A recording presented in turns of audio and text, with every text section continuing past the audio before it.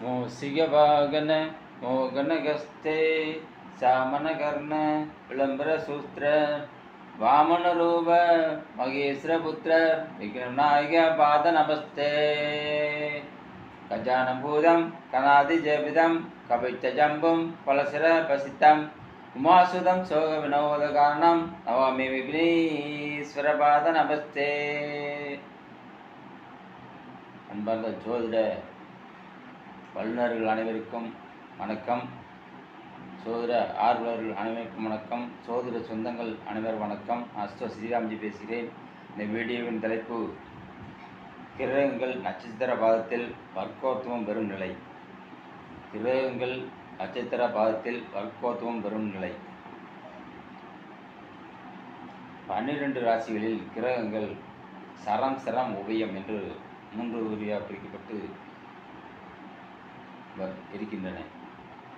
சரம் சிரம் ஓவியம். சரம் சரள சரம் மேசம் சரம், ரிஷபம் சிரம், மிதுனம் உபயம். அடுத்தாப்பில் கடகம் சரம், சிம்மம் சிரம், கன்னி உபயம்.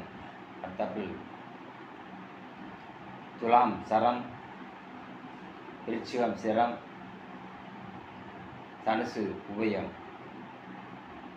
அடுத்த மகரம் சரம், கும்பம் சிரம், மீனம் உபயம். இவ்வாறு பிரிக்கப்பட்டு சரம் சிரராசிகள் பிரிக்கப்பட்டு இருக்கின்றன. இவற்றில் எந்த பாதத்தில் ஒரு கிரகம் நட்சத்திரத்தில் அமைந்தால் வர்க்கத்துவம் பெறும் என்பதை இந்த வீடியோவின் மூலம் எடுத்து விளக்குள்ளேன். மேசத்தில் அஸ்வினி 1ஆம் பாதத்தில் ஒரு கிரகம் இருக்குமானால் அது வர்க்கத்துவம் பெறும் நிலையில் இருக்கும்.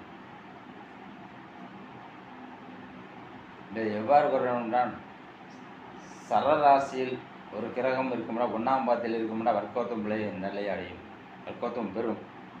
சிரராசியின் 5ஆம் பாதத்தில் ஒரு கிரகம் இருக்குமானால் அது வர்க்கோத்துவம் பெறும். உபயராசியில் 9ஆம் பாதத்தில் ஒரு கிரகம் இருக்குமானால், நட்சத்திரம் இருக்குமானால் அது வர்க்கோத்துவம் பெறும். இவ்வாறு பார்த்து கொண்டு அவர் எந்தெந்த கிரகங்கள் எந்த நட்சத்திரங்கள் எத்தனாவது பாதத்தில் இருக்குது என்பதை பார்த்து வர்க்கத்துவம் உள்ள நிலையை கூறலாம். மேசத்தில் அஸ்வினி நட்சத்திரத்தில் ஒரு கிரகம் இருக்குமானால் அது வர்க்கத்துவம் பெறும். ரிஷப ராசியில்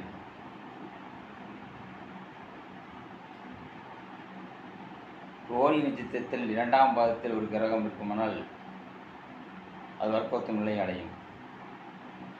மிதுன ராசியில்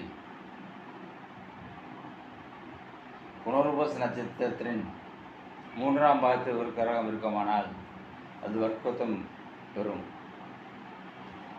கடகராசியில் ஒரு கிரகம்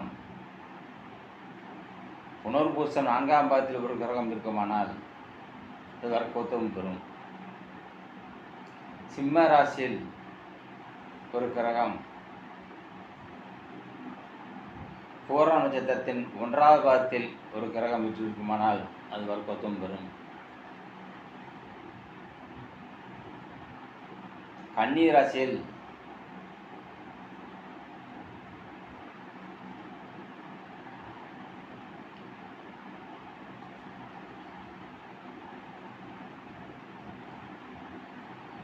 சித்திரை 2ஆம் பாதத்தில் ஒரு கிரகம் விட்டிருக்குமானால் அது வர்க்கத்துவம் பெறும்.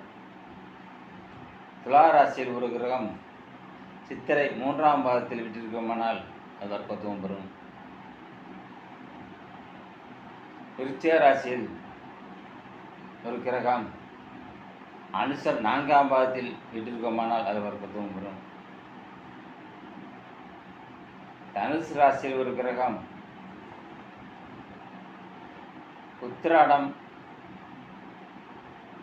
1ஆம் பாதத்தில் விட்டிருக்குமானால் அது வர்க்கத்துவம் பெறும். மகர ராசியில் ஒரு கிரகம் உத்திராடம் 2ஆம் பாதத்தில் விட்டிருக்குமானால் அது வர்க்கத்துவம் பெறும். கும்பராசியில் ஒரு கிரகம் சதயம்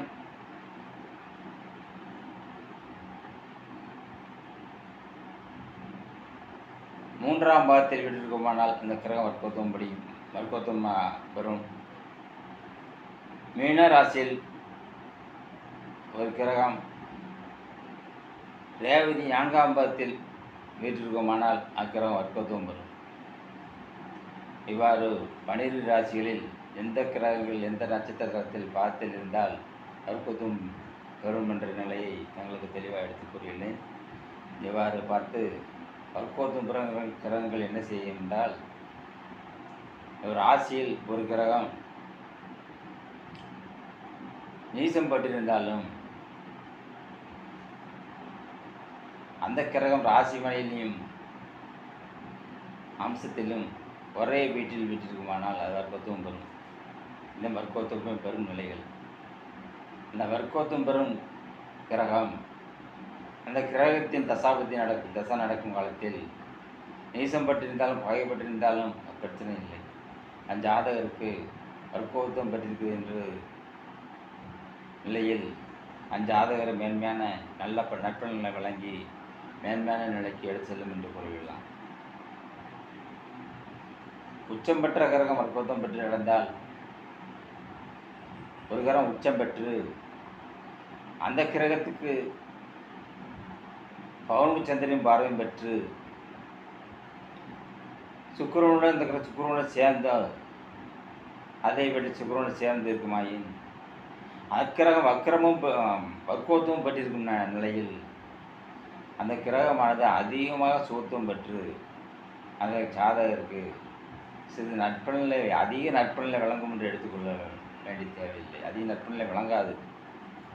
ஓரளவுக்கு ஜீவனம் நடத்தக்கூடிய நிலையில்தான் அந்த கிரகமானது அந்த ஜாதகருக்கு பலன் கொடுக்கும் என்று எடுத்துக்கொள்ளலாம். ஏனென்றால் அந்த கிரகமானது அதிக